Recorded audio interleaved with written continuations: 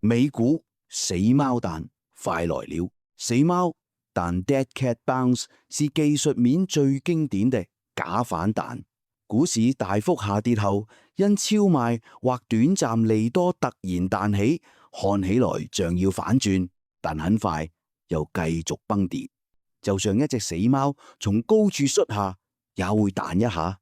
目前 S&P 500已從1月高點跌約9到10%，RSI 14僅21.6到22.8，極度超賣，正處於死貓彈高發區。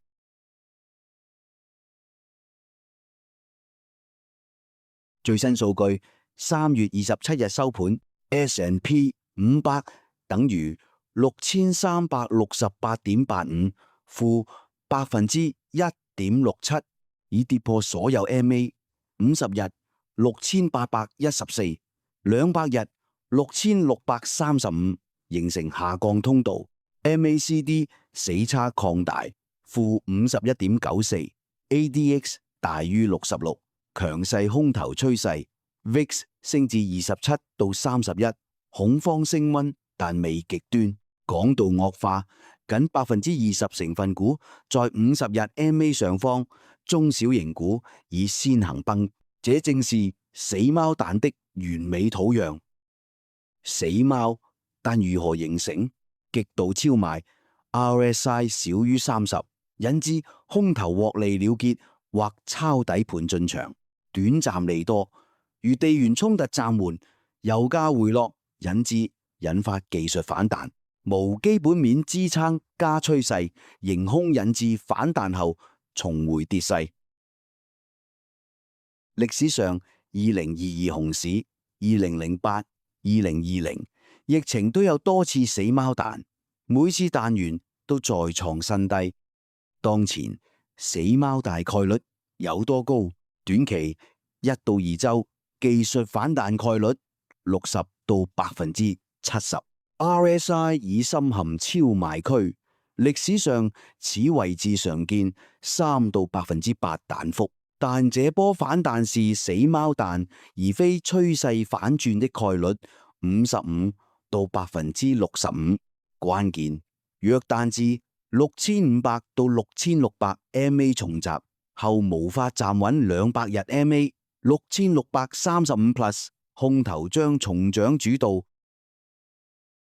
可能走勢情景，純技術面 A 死貓彈板最可能下周反彈至6500到6600，預咗回落，再測6300到6200支撐，甚至破位加速至6000。B 真築底低概率，守住6300加 VIX 回落至20以下，加廣度改善，引致緩慢反轉。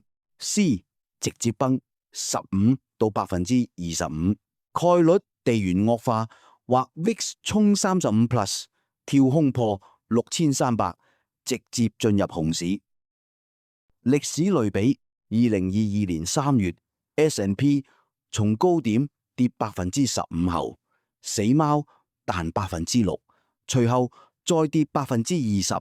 2008年多次死貓彈，每次彈幅5到10%，最終跌至谷底。目前情況最像強 ADX 加極超賣組合，反彈會很兇，但持續不了。操作建議：技術交易者必看，保守者現金為王。等 RSI 回升至40加，價格站回200日 MA 再考慮加碼。積極者超賣區可小倉試多，設止損6300下方，目標6500到6600，嚴格止盈，絕對不要在反彈中追多，或加倉權值股 Mag 7已成弱勢領跌，分散至能源、防禦板塊相對抗跌。關鍵監測指標，本周重點6300支撐是否失守，破則死貓，但失效加速崩。BIX 是否回落至25以下？回落等於恐慌緩解。講到 AD 線 McClellan Oscillator 是否改善？油價、地緣風險是否再爆發，伊朗相關是最大催化劑。總結，這波死貓彈機會很大，但99%是陷阱。目前技術面確認強勢修正階段，崩盤機率短期18到25%，中期30到40%，別被短線彈升騙了。真正的底部要等到恐慌真正投降，VIX 大於40加 RSI 少於20持續才會出現。記得 follow 並開啟通知，每周更新美股技術面。市場永遠是反覆的，死貓，但就是教你反彈不等於反轉。